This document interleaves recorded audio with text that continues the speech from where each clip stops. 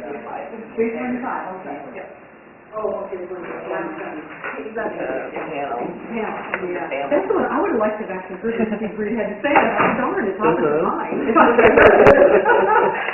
Wendy's, I know a little bit about her research, although I've never actually heard her present it. Yeah. Some of our colleagues from Johnson County Community College have they participated, I think, in a webinar for Wendy. And so some of them have already got a lot of the information, but I think that a couple of them are going to go to that one, but we've never been listening, so we kind of split up, going different directions. Oh, yeah.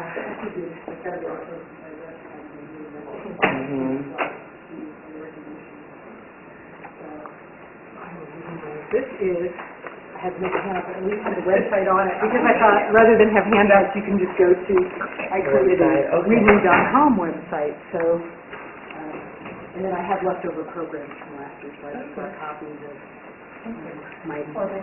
Okay, great. For our board. So, yeah, because that way I figured this was nice because I don't have to make a lot of handouts because I just put everything up here in my little categories to talk about. And so,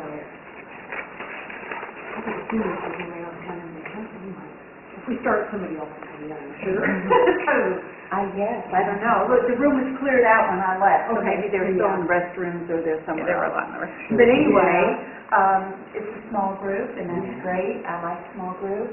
And Anne has her bio up here, so I really don't need to read it to you, other than the fact that she has 26 years experience. And hopefully we can learn some. Kind of scary. Well, hopefully, through your experience, we can learn some hints, some tools, some tips on how we can continue to encourage and work with the students, that we're working with. And do you know their backgrounds and everything? Yeah, but I thought that might be a good place to start. I don't know if you all know each other, but we should maybe introduce ourselves. No, I'm Crystal Stokes from Johnson County Community College. I work there in the Career Development Center as a career information specialist. I've been there now 9 years. Yay! Yeah. I'm Anita Finn, and I am a college relations recruiter for Garmin. Okay. I've been there for 13 years. And I'm Latoya Ferris. I'm one of the assistant directors at Kansas State University. I work specifically with the College of Arts and Sciences, and I've been there probably about 9 years now, I think, when I started as a graduate. Okay, well, I'm just going to go ahead and let you get started, and we're going to be back here in the corner. Okay. Well, I don't know how relevant this will be for you at Garmin since it's a campus program, but... Well, you know what, I was just thinking, we have so many interns in the summer, I don't know, maybe getting some ideas to implement or change or... So, well, this started, this Employee of the Year program started, I was starting to talk about this before you all came in, but we, I noticed back in 2007, probably in my background section here, back in 2007, there was a student at UNKC who won the National Student Employee of the Year. And I thought, I don't know where I saw it in the newsletter or something, and my first thought was, well, we don't do that here at KU. We ought to be doing that. We ought to be competing in that. They can win in Missouri. Gosh, in Kansas, we can get it now. That's all we think. I'm like, Missouri, we can do that. So, so I actually called UNKC and I visited with, and I can't remember the name now, who I talked to, who was running the program, and just asked a few questions. And I thought, oh yeah, okay. And, it's pretty easy to get involved with that. I'll just put that on my list of things to do someday. Well, back in about a couple of years ago, back in 2011, our VP, what we were then part of the Department of Student Success, everything's been reorganized since then, so different departments, and we've kind of gone through a reorganization, but our VP of Student Success got interested in doing a student recognition program, and I think was thinking about doing this within student affairs, and then somebody brought up, well, we should do a campus-wide program, and at that time I was working with campus student employment, and already handling student employment on campus, so I was kind of the logical person to get involved with that, so that's kind of how that came about, and we started with the community. We have about 4,800 student employees on campus. I thought I probably should put that up there just to give a perspective, because I think our campus population is 27,000, something like that. Everybody asks me, how many students are at KU? I think the Lawrence, and that's probably the Lawrence campus. Yeah. Talking about the American Center and that. I think our campus is around 27,000. So 4,800 employees, and about 3,000 of those are student hourly, and then the rest after your graduate research and graduate teaching assistants. So, I mean, we have a good number of employees to draw from to do kind of that kind of recognition program. One thing when I very first started on this project was, we had a lot of departments that were already doing internal recognition, and especially some of the departments like the libraries and student housing, where they have quite a large number of student employees. They already had some really nicely developed internal programs that they would do recognition and throw parties and gifts, and they were doing a lot of that. So one of the first places I started with forming a committee, of course, was to look to some of those departments that had large numbers of students and get them on the committee. So that's one of the things I started was kind of getting back to asking folks. I have an initial member from my committee. I got a representative from the KU Library, from student housing, somebody from dining services, because those are all pretty large departments. I think libraries have 200 or 300 students. Gosh, we probably have 150 to 200 residence assistants just in housing, live on the floor. So, I mean, they're all pretty large departments. Then I also got somebody from the College of Liberal Arts and Sciences to join, and then some staff members from the Career Center as well. So that was everybody on there. So yeah, that's kind of our initial committee.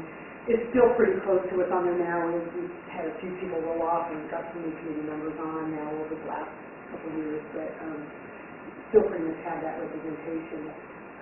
I think the other person we had from our office, our budget person too, because one of the things is we had to, as we pulled together funding to make the program happen, we had to have a place to kind of keep that and run it. So we do that through the Career Center, where we have somebody kind of watching our, sort of have a little separate fund just for this program that they take care of. So that was kind of so this started in about April of 2011. And this was start our very first award ceremony for a year later in April of 2012. So we started probably about a year before, which is a good way to do it so you have enough time, especially when you're starting from scratch, because you have to figure everything out and how we're going to do the selection and how we're going to run the whole program. So what we started with first off was benchmarking. So we thought, well, what's the first thing to do? Let's look around and see what people who have established programs have been doing, and especially some other larger universities like ours, and Cedars have been doing that. So our committee kind of divided up a list, and then just contacted, emailed and called. And I remember I contacted some folks down in Texas, and I talked to Texas A&M, and oh my gosh, they got money down there. They don't really have an alumni association. They're all former Aggies. Alumni. That's what I remember going. They were really clear about that. We don't have alumni. Former Aggies. But they have a group from way back in the 1950s that had, from their former Aggies, that have provided, scholarships over the years, and they give away like a $5,000 scholarship to the winner. Oh my God. I was thinking, my God, if I were a student and I won $5,000, I would just be over the moon. I mean, and I said, well, what do you do if the student's graduating? Like if you do spring award ceremony and then they graduate and they just get the money. Oh my gosh. Most of us like, okay, we don't have that kind of funding. But this was a list of the benchmark universities. I actually my list of who we contacted.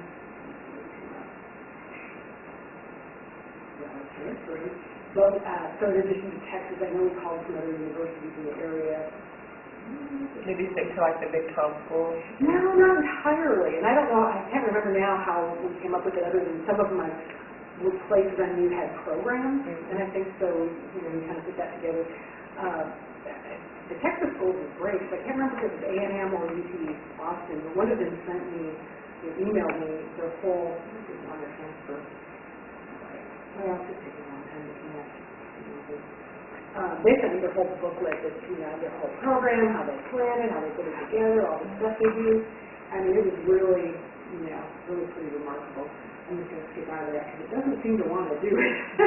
But one thing that we found from benchmarking all these schools was that if you're competing in the National Student Employment Association award ceremony, the NSEA, National Student Employment Association, has guidelines.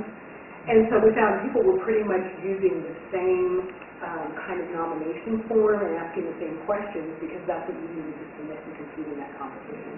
So ultimately we ended up doing that. I did link that here. See if it's for me. So I actually have a link under here, these guidelines, there's a link to the NSBA page, but this is a little description, like what is student employee of the year.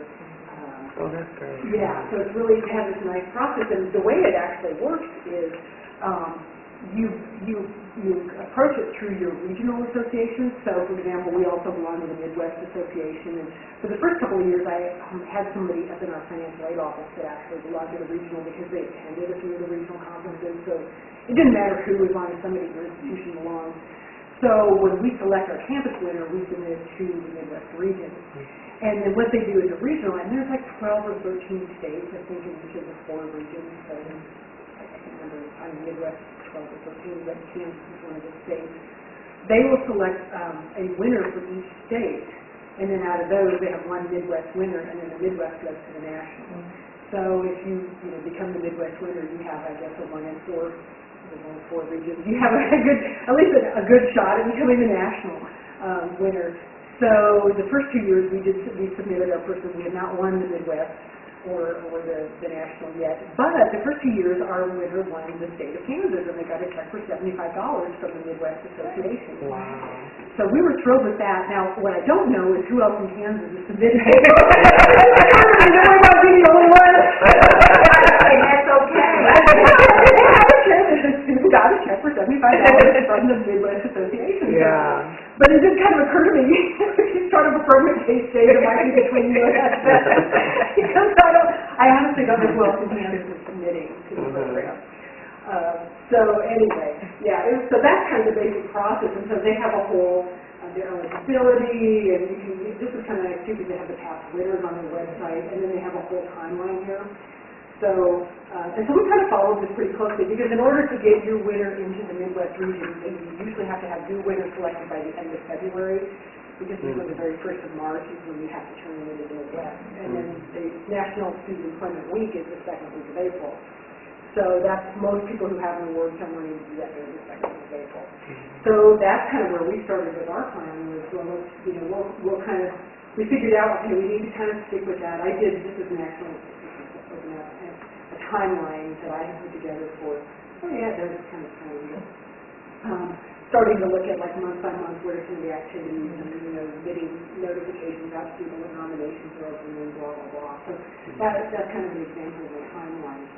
The selection process and coming up with a nomination form that first year was probably something too that took a lot of discussion, because like I said, we looked at everybody, we looked at the National Student Association, they have very specific guidelines. So we kind of stuck to things that were pretty close, like you need to be a degree-seeking part-time student. You can be undergraduate or graduate, but you do have to be classified as student hourly, which is an issue on our campus too. We do have part-time people that aren't student hourly. They're another classification. And sometimes we have students working in those other classifications. And it's very, I don't know how that is. Bureaucracy. I was going to ask about TAs and the TAs and GTAs, the teaching assistants and graduate teaching assistants are not eligible, but we did that partly because they have their own recognition, and they're really not student hourly, they're really not professional level, they're student hourly. So, and it kind of looked like other schools were doing some other things, so we stayed with that too. You have to have worked for at least a minimum of 4 months, so we want, I mean, they've only been there for a month or so. You want enough of a track record that they've done something that you can nominate them for. And then previous winners cannot be nominated again, but if you've been previously nominated, you can be nominated again. And then roughly, we want at least a minimum GPA of 2.5, ideally 3.0 or above. I mean, you want students who are kind of outstanding workers that also maintain their schoolwork. So, now the way we kind of looked at the steps was, and well, in terms of that criteria too, some of the schools I noticed when we benchmarked, they had really kind of sophisticated scoring systems, how they scored their evaluations. We started our nominations the first year, like it's around the 1st of December, and then nominations would be by the end of January. So it's interesting because you have that break in there, the holiday break. But we find a lot of people tend to submit closer to the deadline. I think the first year we might have extended a little bit to the 1st of February. And there's still time because you have the whole month of February. What we run into is our career fair is the 2nd week of February. So our staff is really busy. It's really hard to be, trying to get these nominations out to people and getting them evaluated and backing and all that, and running the circuit at the same time. So time-wise, that's a little bit busy for us. But and what we did is at the same time when we did the rollout, this is a brand new program, and you're welcome to nominate your students. We also asked for volunteer readers to help, because one of the things we decided in our process is, and this is something I think they did down in Texas, but I know other schools, is every single nomination that came in, they had 3 different people read it and score it, and then they averaged the scores. That way you had 3 completely different, because it's very subjective. When you read, because you're reading a lot of comments that people submit on the form about, what they've done, and specific examples and wonderful things they've done, and so different people read it differently. So we have 3 different readers. So, and then we brought them all in and just averaged the scores. So down in Texas, they did things like they put weight on the length of employment and the GPA, and they kind of figured in this weighted score with those factors. We kind of thought, let's just keep it simple the first year, and it worked fine because we had a clear winner. So we stuck with that. But I guess if you got more and more nominations and you had people lots of ties, then we thought, well, you can look at length of employment and GPA and some other factors and kind of maybe give a little bit more weight to that if they didn't employ longer or they have a stellar GPA or something. Who were your readers? What was the background of the readers? Just anybody on campus. I didn't solicit students per se. You probably could do that. You just have to make sure they would know the people. I had people that were in, on my website too. It's probably on the website. You have something at the bottom. Oh, yeah. I know I have it somewhere. They were from different departments. I had a couple folks from the Applied English Center, from Financial Aid, Advisory Center, Rec Center, somebody from the Department of Geology. So just that call out to basically faculty and staff, probably more staff. If you'd be interested in doing this, we'd love to see you participate. So, and then our committee, the first year, most of the nominations were read by our committee. Because it's brand new, we want to make sure the evaluation works and all of that kind of thing. So we did develop also the first year an online evaluation or submission form. So they sent the link, and then this was the form and you answered the questions, and then hit the submit button, and it would come in, and it all dumped into a spreadsheet, and then we give you that information out to different readers. So that was kind of nice. I see one part where you said that only one nomination can be submitted by each campus officer or department. And I guess in my mind I'm thinking of housing and dining because I can't think they're together. And I noticed on yours it's housing and then you have a dining. So I guess, we wouldn't have to do the exact same thing, but. And it's, I know there's kind of some debate about that because some of those departments have a lot. Right. And so you might want to nominate more than one. But if they were they might have different supervisors too. So if it was different supervisors nominating, we probably would expect that. Okay. I don't know. We haven't had a lot of trouble with that at this point. So we just don't want it to get too many nominations coming out of one place and not have it kind of representative of the whole campus. So that's kind of our process is once they come in, and we have readers and evaluated and scored. And basically, we decided to go ahead and have 5 finalists, and then out of those 5 finalists, have a winner. That was, and what was kind of nice, and what we did with our award ceremony. I'll jump ahead here. Let's see if we have.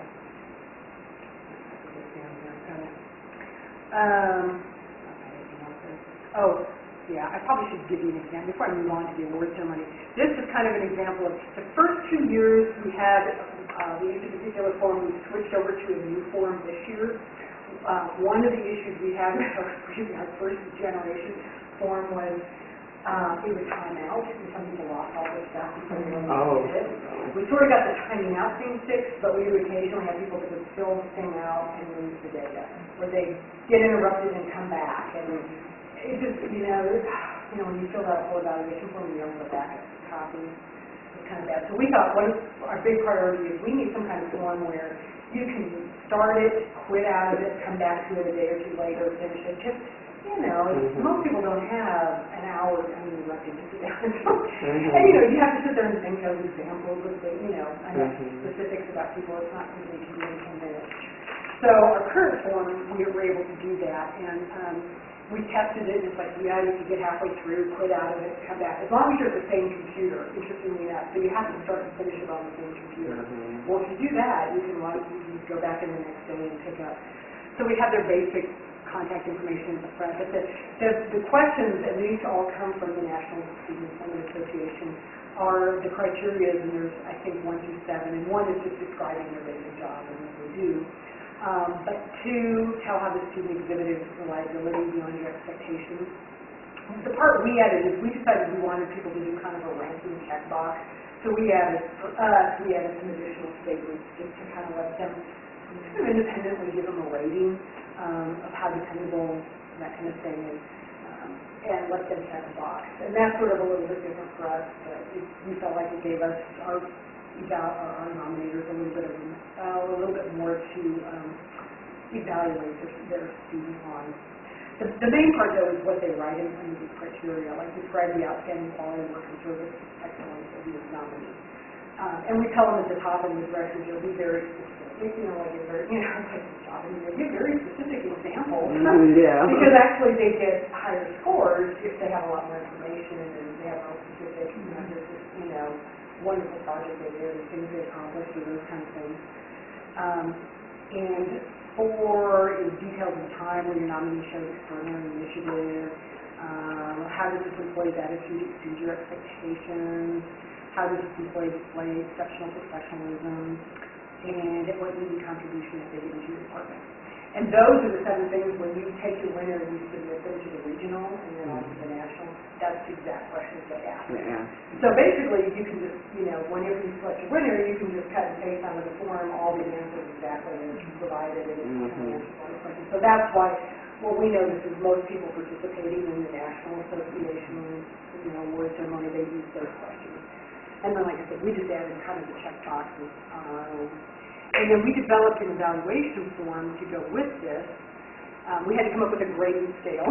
So this basically has their name at the top. We give them, read the evaluation, evaluate the comments provided, on the evaluation, and then select a range between average, above average, and exceptional. So you can imagine if somebody reads this, one person might rank them a 9 or 10, another person will give them a 5 or 6. It really just depends on the person reading it and how they're interpreting, what the comments are on that evaluation. But that way, each one of these, the complexity of the job, the reliability, quality of work, you can write off those 7 criteria, but each one will have a number, and then they have a total score at the bottom. And then if they want to add some comments, things at the bottom, they can. So what we've been doing is giving each of our readers roughly 10 nominees. I should mention, the first year we had about 50 nominations. And so I thought, oh great, and then the second year we'll get a lot more. No, we had about the same number the second year. So I didn't grow that quickly. I'm not sure why. We'll see if with a new nomination form, and I don't know. I think as the program gets established and comes over every year, I'm hoping that grows, because I think we should probably get a little bit more than 50 nominations. But so far, the first couple of years, this form has worked really well for us. So we give it to everybody, reading it, they do one for each one of the nominations and turn it in. And for each, again, each nominee has 3 different scores, and then we will average that score and we put them all in a spreadsheet. And like I said, the first year we didn't have any ties. If there was a clear winner. The last year we had a tie for first place. And so what we did was our committee met together and we just talked about both of those top candidates and kind of voted on ourselves as 2. We chose one to be the winner. And then the other one was then still a finalist. Because we have, again, 5 finalists and the winner. And I do have a little bit about the publicity up here. We have a little marketing plan and some examples of email. And now we started with, probably the best way to reach our campus is we did a campus-wide email to all students, staff, and faculty, and they let us do that 2 or 3 times to kind of get the word out. And then we also have like a KU Today newsletter that's online. We do that every day now, so they ran several articles for us as well. In the first year, of course, it was a bigger deal because we were announcing a brand new program and fees would be paid. I have a quick question. Yeah. So how big was your committee? Oh, it was probably 10 people. 10 people? Okay. Yeah, I think it's roughly around 10. And the committee was made up with just individuals basically in your area all over? Well, it's housing. We had somebody from housing, I think 2 people from dining services, I had 2 people from housing the first year, and then from our office, and somebody from the College of Liberal Arts and Sciences. Okay, and then my last question was, so these 10 individuals were responsible then for the marketing plan and also for the evaluation form, the committee kind of, Yeah, the whole committee did everything. The first year, we had somebody from our communications department, which got reorganized and no longer exists as that anymore. And he was fabulous because he developed a lot of the publicity stuff. That's what I was wondering, yeah. Okay. And so that really helped enormously because some of just the wording, and he had a student work and helped with kind of getting an article put together to put out for the daily online newspaper. And this whole symbol, the KU with a little design around it, it's kind of supposed to be like a diamond, a little diamond. Well, we all kind of like the gray and blue, and so they did a couple little different examples, and the committee picked this one. And so we thought, okay, great, we've got that design, we can just keep using it. So the first year was nice, a lot of that was set up, and we just used it the second year. Yeah, okay. And so once you get to the first year, but we were really lucky to have that communications person on our committee the first year, and then now the second year we didn't have that. Although now we have an internal person, Katrina, who's going to talk tomorrow with Aaron, that does a lot of our outreach and also has a design background, and she's worked on our committee now and does a lot of different marketing stuff. So, so we kind of have an internal person, but I won't go through all. These are just examples of the buttons, in terms of what we've done. But we do have. I probably should go ahead and. We do have a website. Well, I'll wait and show that again. We have a website where we're posting our winners. But for our award ceremony, I gave you the program, a little picture from this. What we designed is, so for all the nominees, they all have a certificate with their nomination, and they get a Wednesday Hawk pin. And so each one of them, we read their names, and each came up on stage and received a certificate and pin. And then we took a group picture. And then we had the 5 finalists. We asked each of the supervisors to come up and spend, roughly 3 to 5 minutes to tell about that finalist and what they did for you, which was nice because then you kind of got a little bit more in-depth story about the finalists. And then they sat down, and then out of those 5 finalists, we announced who the winner was. And we brought the winner up on stage, and we had, we gave them a lot. For the 5 finalists, we gave them a brass Jayhawk, which is kind of like a little death weight thing, a brass Jayhawk. So that was their prize to the finalists. And then the winner, we gave a check for $500. Now, of course, you can't just hand them the money. It doesn't work that way at any university. They have to actually come out and, like, they get an additional paycheck, submitted to them. So we printed, like, a large check. Which I had a picture on here. I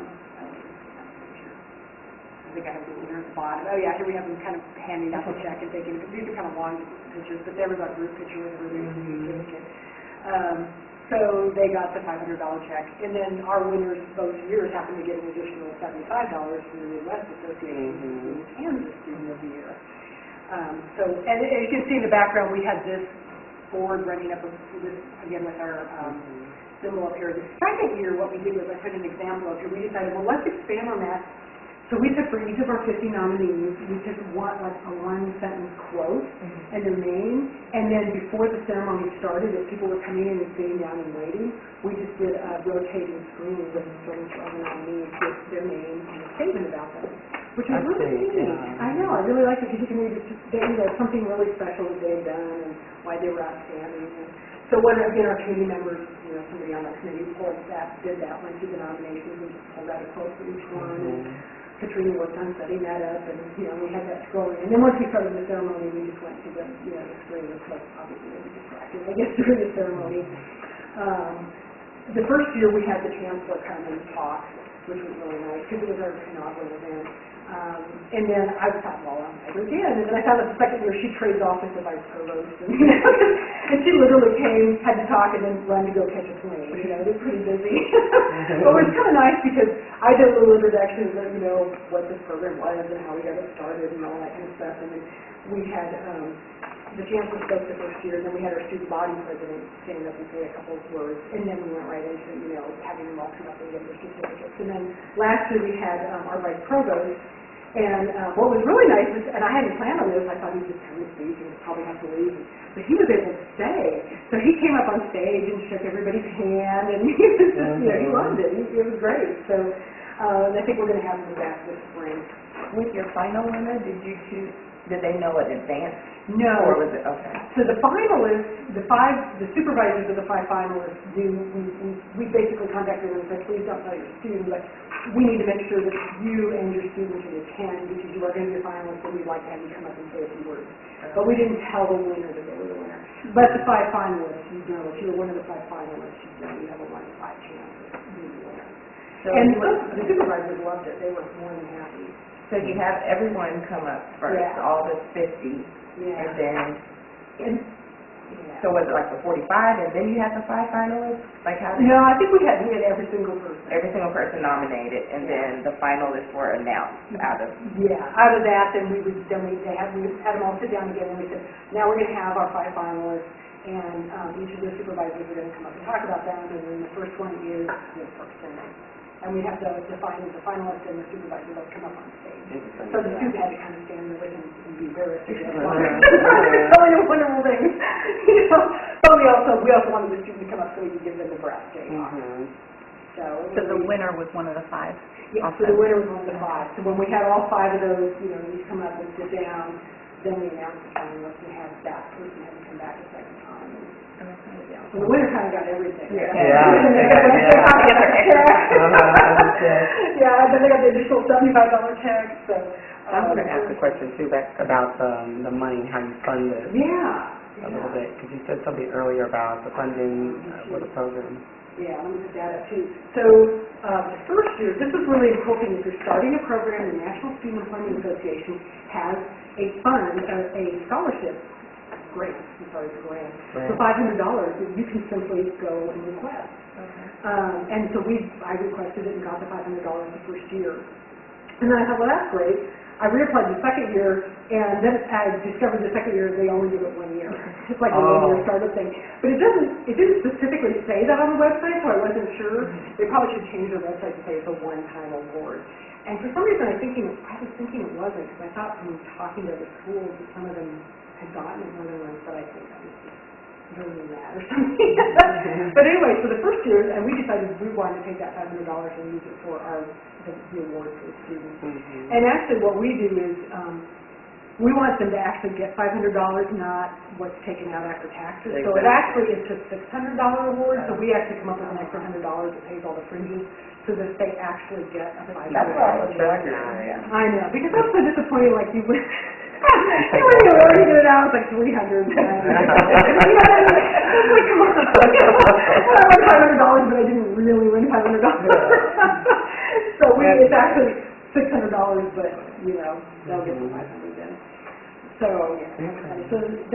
so our other expenses, we did buy a plaque for the winner too. I think initially, we talked a lot about the first year if we wanted to put like the 5 finalists on the plaque, and then we finally decided, get a plaque for each of the finalists, and I think we ended up just having a plaque for the finalists, so that in addition to the $500 check, they actually got something else with their name, you know, like you can put it in your office or something, and have that.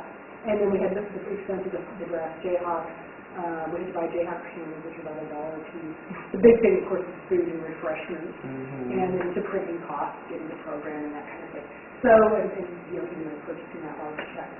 So our expenses were, I don't know why they went down a little bit the second year. It might be just, probably because we had a little bit of money left over, I don't know. We did a better job of estimating our food or something the second year. But roughly between $1,700 and $1,800 the first year for our accounting, you know, our total expenses. So, you know, it's not too bad to come in under $2,000, but you still have to figure out where is all that going to come from. So we got the one-time grant from the National Student Employment Association. Now, on our campus, we can apply for COASE grants because we're a COASE campus, and they have both product grants as well as funding for programs. So we got funding, and this is actually happening for both years. We got refreshments, the product provided, but they also provided up to $400 for our reception, because we didn't want to have a reception after the ceremony. And that paid for most of it, because, you know, it's cheese and crackers and juice and refreshments and things. So that really helped us a lot. The second year we wanted to expand our second year, rather than, the first year we thought we're just going to focus only on the ceremony, and then the second year we wanted to do more activities for National Student Employment Week, and try to just, you know, raise more awareness and that kind of thing. So we asked to purchase a banner that would get hanging in the Minnesota region. We did get some COACE process grant funding for the banner. So those things around $700 or probably $300, so we purchased that. Then we got commitments from some of our members. So the College of Liberal Arts and Sciences has committed $500 a year. We've been getting $500 a year from the library. The Career Center, we've committed $500 a year. So this year we have a one-time grant from our provost office for $500. But again, that's like a one-time thing. So but it's important that we have some ongoing money because if you know you're going to spend $1,500 to $2,000 a year, and then if we want to expand activities during National Student Employment Week, we have to come up with some funding for that too. So far, the first couple of years we've done okay. As long as our people who have committed to give us $500 continue to do that, we'll probably be able to cover all the bills. And you just go back to those same departments again and say. Probably what we should do in the future is look to other departments, on campus that might want to continue to fund it. I mean, $500 isn't a whole lot to ask, but then if you go back every year, you want that from them. And even if you had more that gave $100 or $250 or whatever, you would still. Yeah, and like even the first year, I think our housing department bought the plaque. Or we got the Jayhawk or something. So, even if it was just a couple $100, but they bought certain things, they did that for it. So it just varies from year to year. That's probably the bigger thing is, to keep this continuity year after year is how we're going to keep funding and make sure that we add more funding and keep funding year to year. That part's been pretty interesting. And that's by having, I guess, enough people on your committees in different departments that will pledge to do something. But dining services is pledged basically to take care of the food this year too. I mean, whatever is covered by that COACE grant, we'll pick up the rest of it. And so, that helps also a lot.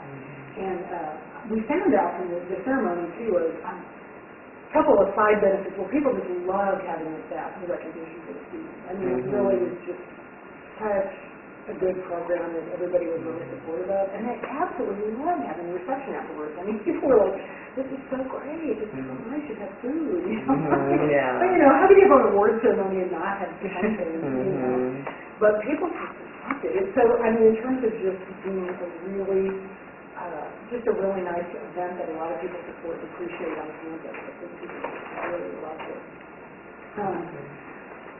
Let's see. A couple other things. This is we expanded, like I said, the second year last year, we expanded the National Student Employment Week. And this is from NSU, the National Student Employment Association, they have some information up on their website too about the purpose of National Student Employment Week and recognizing student workers and a whole bunch of ideas. This is actually a copy of the banner that we hung. We didn't want to just put National Student Employment Week and students would go, well, what's that? So to recognize them for really outstanding contributions of student workers. So what we did the second year is we had tables in our student union in our main walkway, and we tabled like over the lunch hour, the busy time of year. We had asked some vendors that do dining services to donate some food. So we got one of their vendors donated a bunch of granola bars, like 1,000, and we were giving out free granola bars. When we got the granola bars, apparently they decided to just throw in some coconut water, so we had coconut water was given away. We didn't even know we were going to have. And then one day we had a popcorn machine and gave away bags of popcorn. So we had to do, and then we had a little spinning wheel with prizes on it, and gave away some free t-shirts and notepads and stuff. And so we had students stop and spin the wheel and get a free prize, just to kind of make it sort of fun. And, we talked about having some contests and stuff, but it was kind of hard with the wheel and people just walking by to have them, I don't know. We thought about trying to do trivia and make them do something to win the prize, but ultimately we used it to try and get something free. But anyway, so our challenge for this year is we'd like to really, now that we've done that one year, we decided the second year we're just going to table for 3 days, not all 5. We're talking about doing some contests too the second year. Katrina, who's working with we have some marketing students in our office, and so we kind of asked the students what kind of fun contests do you like, and they like doing captions on pictures. So the idea we had for this year was to get, we're going to see if we can hire our Jayhawk mascot to come in and do some photos and have them doing something like, like they're at work, through the phone, or, just doing some different interesting things like they're at a job, but it's our mascot method. And then put those out and have students create captions. And then we could, give prizes for having captions. And we're also having some of our staff to do some solicitation of free, gift certificates to restaurants or gift certificates to the bookstore. And so we've gotten some of that. We wanted to have some door prizes to give out to make it a little more fun. So, and all that, of course, we're starting it now. It just takes so long to call people and get them to give you those kind of items. But and it's usually smaller things like $20, $25 gift cards, but students would love that. So we're hoping to kind of have the contest, give away some door prizes, maybe do some door prizes at our reception as well. I don't think we'll do it during the ceremony because our ceremony is now kind of set up and kind of runs pretty smoothly both years. We want to keep it pretty straightforward. So I don't think we'll do door prizes during the ceremony, but we'll make some after. We've quite figured out everything for this spring. But, so yeah, that's kind of what we're headed to. Oh, the other thing we did when we did student employment last year is we had an infographic that we printed up on kind of a poster size of just some student employment facts. And this is kind of cool. This is from the second week of April. We kept this at our table in the union so the students would come by and there's a little bit of information. But, should scroll down.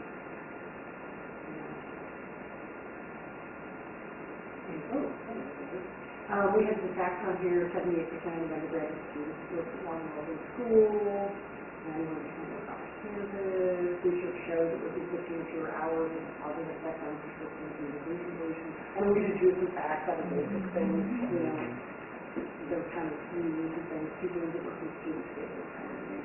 Tuition fees and expenses. So, yeah, kind of cool. And we just had that up because we wanted people to just know more about what we were doing and why we were doing it. How long is the reception? We planned our ceremony from 3 to 4 and reception 4 to 5. I don't know if it lasted all the way to 5. The last couple of years, our ceremony's probably been about 45 minutes, and then we just proceeded directly right into the reception after. It didn't really take us a full hour. Now, if we get more than 50 nominees in the future, it may take longer. I'm anticipating that could get to be a longer ceremony if we had 100 nominees that we had come up on stage and get their certificate and all of that. I was going to say too, we have a link to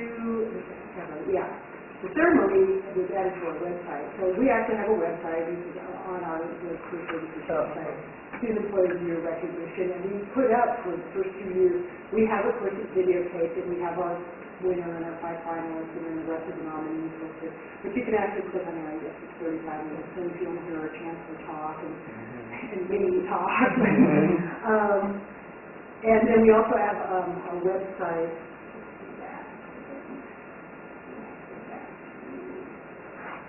I have a link on there, but.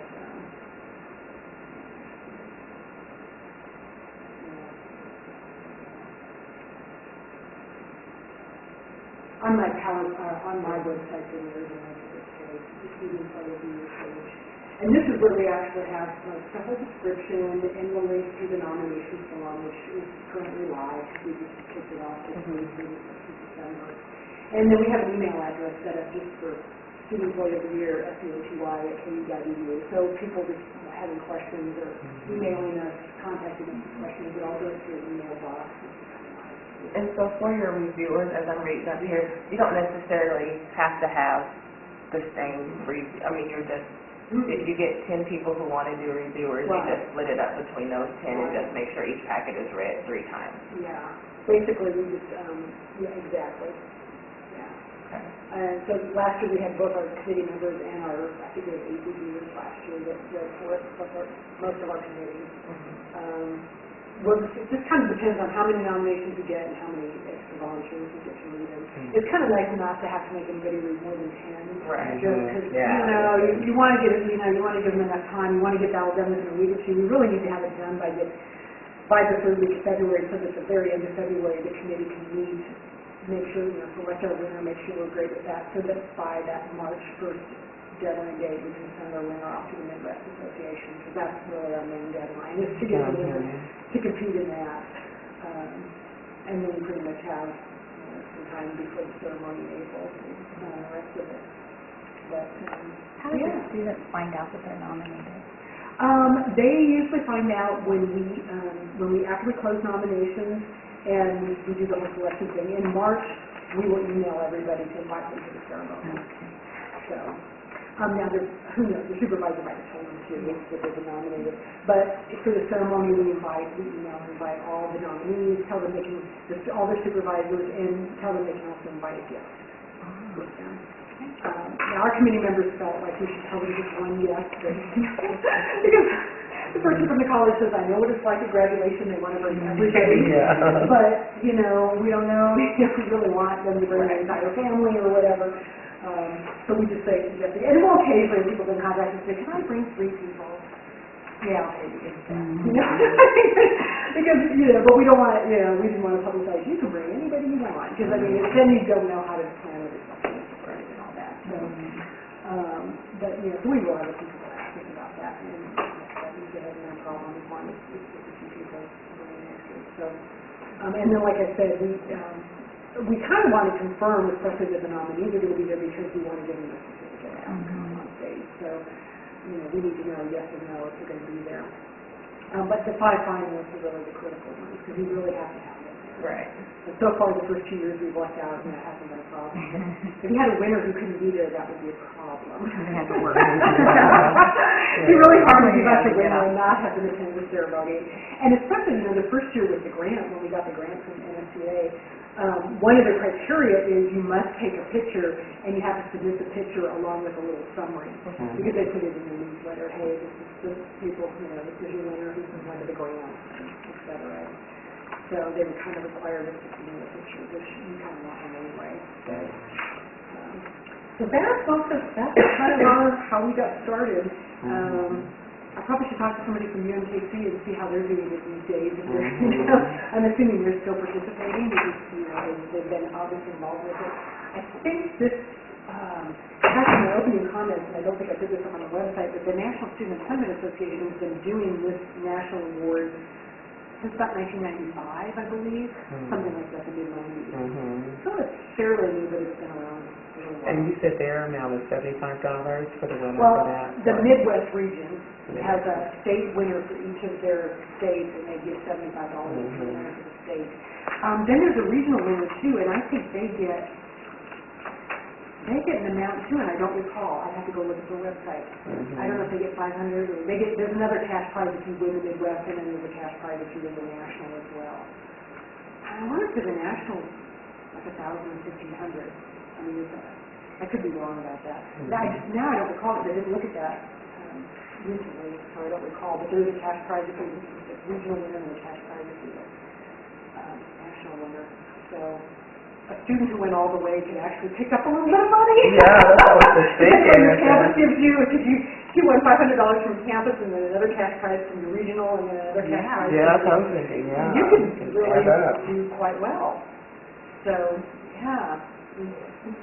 I'll be interested to see how your program grows, as the word gets out and more. Yeah, I was so optimistic. I thought the second year, we'll get another 20 or 30, it'll grow between 75 and 100, and then we get the exact same number. I was kind of disappointed. I thought, well, it should have grown a little bit. But at least it stayed consistent, you didn't go down. That's exactly. So I'm hoping that. Now I'm kind of thinking, well, I guess we need to be at least consistently get 50 a year, and maybe be nice if we had 60 or 70 nominees this year, and maybe grow it a little bit more. So glad you have all this information. Thank you for providing us with that, and we can just go to the website. Oh, yeah, and like I said, click on the link to go to the National Student Employment Association. They have a whole list on there. Here's some suggestions and ideas of things to do during National Student Employment Week, things to do to recognize your employees. And, they have all kinds of ideas and suggestions, which is really obviously helpful too. I love the program. I think that's really good. I tell you that the publicity of just how appreciative people are. I mean, there was just nothing but positive feedback about it. Everybody loved it. I think it's great. Supervisors, the students, the departments, everybody who thought it was such a great idea. And I think that the reason why this can be so positive is because you spend so much, there's so much negative all the time, and people spend so much time talking about what people don't get right, what you did not do well, and it's just like that whole strengths thing, they talk about focus on your strengths instead of your weaknesses. If you go to an employee evaluation, you might get 3 minutes on what you did well, and all this other time maybe spend on what you need to improve. or to get better at. And so I think it's so nice when you can recognize people that do exceptional work. Exactly. Really good. And it's amazing when you read all those nominations, and there's just these students all over campus doing all kinds of random jobs, and there's, you know, this is the best student I've ever had. I've never had this student hourly. They're only an undergraduate student, and they're more professional and just do better work than some of our full-time people. Or, they're on right on level with somebody who's a full-time professional. And you just think, wow, you know, that's really, I mean, you know, that is kind of extraordinary. You know, to have that kind of talent. We've had some exceptional work study students work for us. And I mean, they go to sometimes the work their way to gold. I mean, it's so good. You know, and if you get a good team worker, they are just invaluable. I mean, and I just think of, you know, and what we pay them compared to some of the I know. You know, they're invaluable to us, and they don't make a whole lot of money, but oh my gosh, if you do so much, it's just amazing. And, you know, those kind of students that really get into their jobs and really get involved and engage in their jobs, they just, you know, they just build so much for their resume. They take on so much and really build those skills, and they're just phenomenal. I haven't nominated anybody in the Career Center because I feel funny being on the committee and running the program. I feel like, and I don't, now that I've changed over to where I'm working more as an employee development side, I don't supervise as many students as I used to. But when I first started the program, I'm like, oh, I should nominate us. But if you nominate a group of students, how do you pick one and nominate them without making it look like, you know, it's so hard doing that. Especially when you have a good group of students, it's like, I can't just pick one and nominate them. So that's kind of the dilemma. It's really amazing to read what people write about students. And so you said this is all housed in the Career Development Center, or the Career Yeah, Services Career Center. Services, yeah. And the funny thing, the other thing that's kind of funny that I put up on this presentation was, so I was doing campus student employment. We have a JLD program, which is developing off-campus development jobs. So I was, from 2004 into 2012, did student employment on campus, meaning that we posted and approved all the jobs and then answered various questions. Anything to do with the job posting for on-campus jobs and students trying to get hired on on-campus jobs. Well, October of 2012, that moved over into HR because of all, just a long story, but they went to a whole new system, and we're all student hourlies now have a background check, which I'm kind of glad that I'm not involved in that. That is really more of an HR thing, because if there's any issues with that, HR has to work with that piece of it. So all our student hourlies now have this basic, and I think it's a sexual predator check, but it's a basic background check. So it's different than what we were doing before. We did kind of sort of a little bit of a background check before we put people on the website, but not the official going to higher rate. So they're all going to use that for the higher rate. So anyway, I no longer actually do the campus student employment.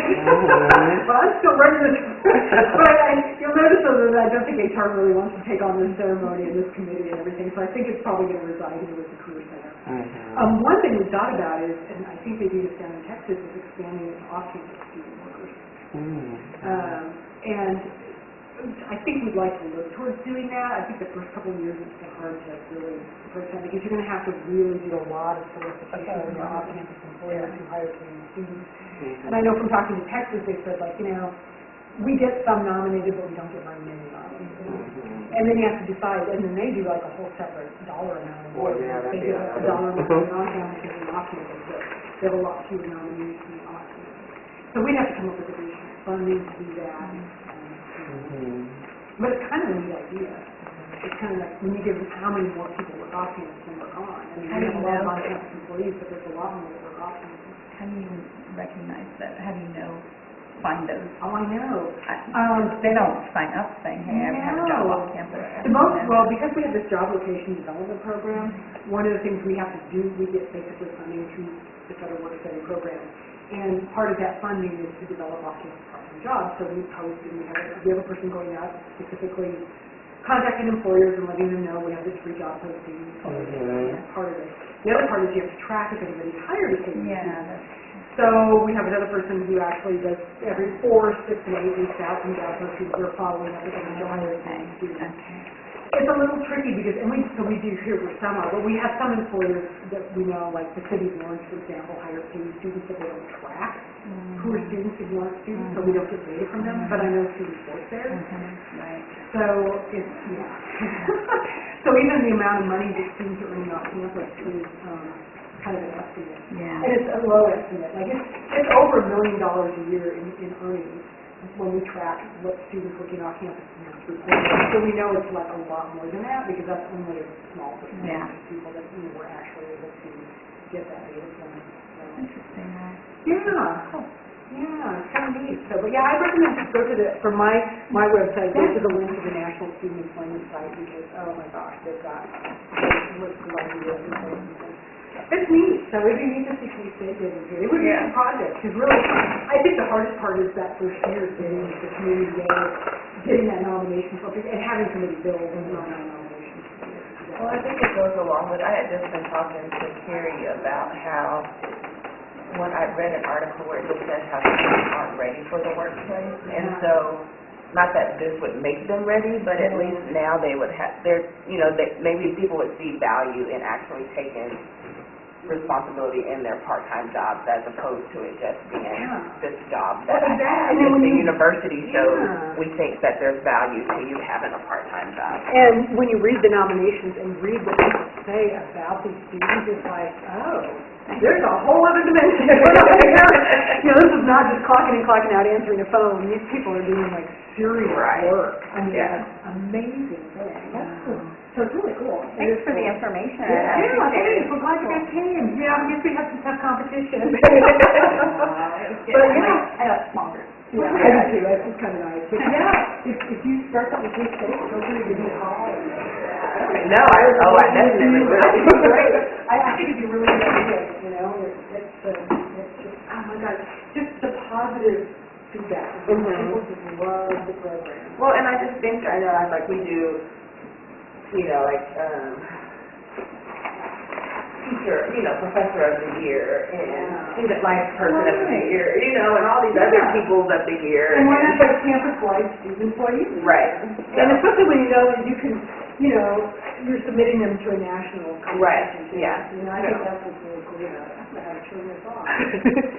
They're just a power button. Let's see. Do I want to shut down the system? Oh, there we go. Okay. I guess that did it. See, what a projector is cool.